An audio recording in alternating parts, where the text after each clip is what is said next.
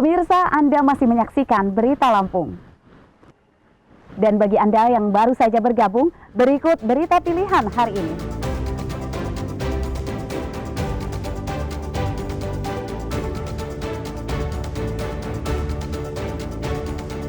Seorang siswi SMA di Lampung Selatan ditangkap akibat membunuh bayi yang baru dilahirkannya.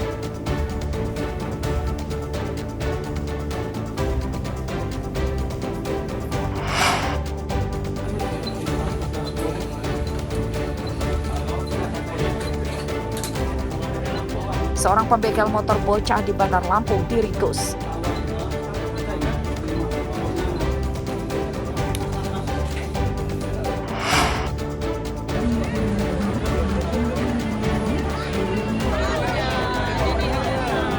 Pemulangan jamaah haji gelombang pertama di Lampung Utara disambut tangis bahagia keluarga.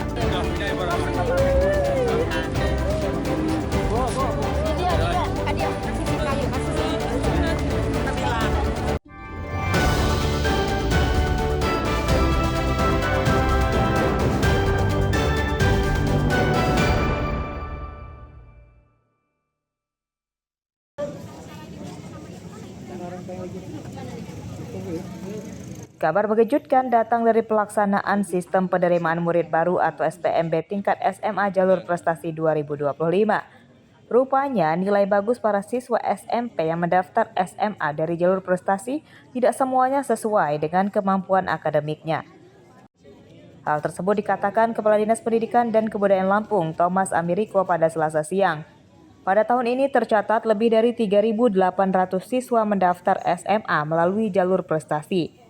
Namun dari hasil tes seleksi hanya 1% saja yang mendapatkan nilai di atas 80, lalu sekitar 1,8% mendapatkan nilai 60 hingga 70, dan sisanya nilainya di bawah 50, bahkan ada juga yang nilainya 0.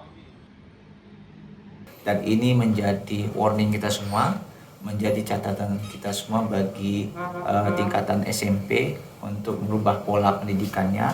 Jangan terlalu murah memberikan nilai, karena ternyata nilai yang tinggi, ya kan, yang nilai 95, 96, 94, ternyata pada saat tes kompetensi ada yang nilainya 10, ada yang 20, bahkan ada yang 0 nilainya.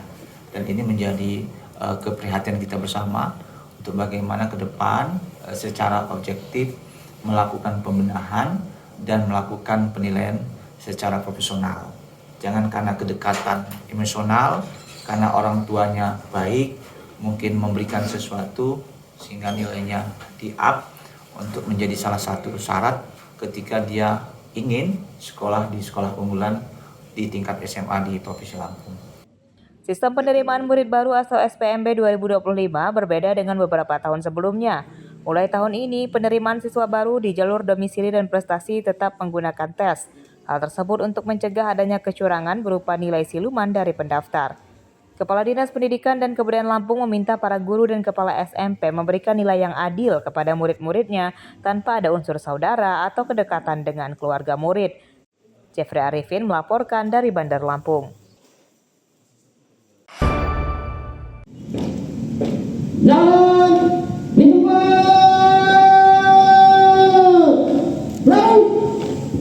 Upacara pengibaran bendera merah putih digelar pada hari Selasa pagi dalam rangka memperingati hari ulang tahun ke-343 Kota Bandar Lampung. Upacara digelar di halaman kantor pemerintah Kota Bandar Lampung dan peserta upacara merupakan para pegawai Pemkot, pelajar, tokoh masyarakat, dan Forkopimda. Kegiatan kemudian dilanjutkan dengan ziarah dan tabur bunga di makam pahlawan sebagai penghormatan kepada para pahlawan yang telah berjuang untuk kemerdekaan Indonesia. Ziarah juga sebagai pengingat perjuangan para pahlawan nasional dan Lampung.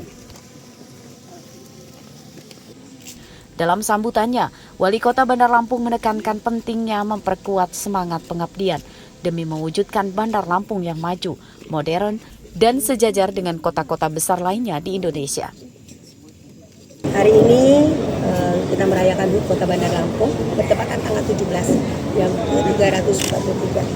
Harapan kita Kota Bandar Lampung bisa berkembang bisa maju, bisa modern seperti kota-kota besar lainnya.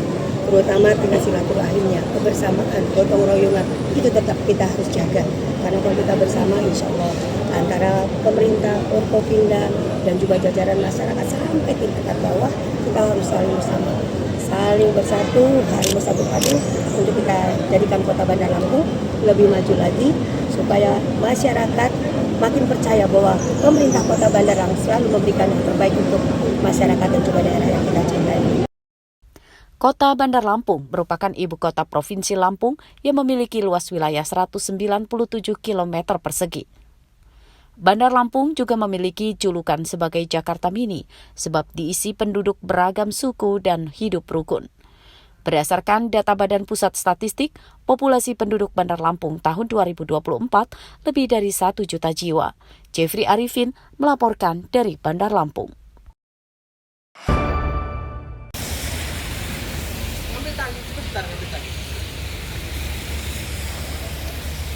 Truk bermuatan singkong terguling akibat terperosok ke dalam siring di pinggir Jalan Sumatera Lintas Tengah, Desa Candi Mas, Kecamatan Abung Selatan, Lampung Utara, Selasa siang.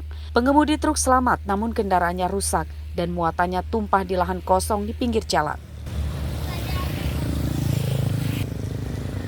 Menurut warga, kecelakaan terjadi saat truk sedang melaju dari arah Lampung Tengah menuju pabrik singkong di Lampung Utara. Kecelakaan disebabkan pengemudi truk berusaha menghindari tabrakan dengan truk dari arah lawan yang sedang menyalip. Saat kejadian, pengemudi truk banting setir ke kiri hingga mobilnya kehilangan kendali dan terguling. Kendaraan ini menuju pabrik, ternyata di depan itu menurut keterangan dari depan sana ada mobil Fuso nyalip mau nabrak dia, Bang. Dia ngerem mendadak, dia tetap menghindar ke kanan kan nggak bisa. Dia menghindar ke kiri, ngeberet di sini, Bang. Akhirnya dia ini terguling. Dia bawa apa, Bang? Singkong Dari Cempaka mau ke pabrik bekas. ada korban nggak, Bang? Kecelakaan tidak merenggut korban jiwa. Evakuasi truk dilakukan pemiliknya setelah memindahkan muatannya ke kendaraan lain. Ardio Haba melaporkan dari Lampung Utara.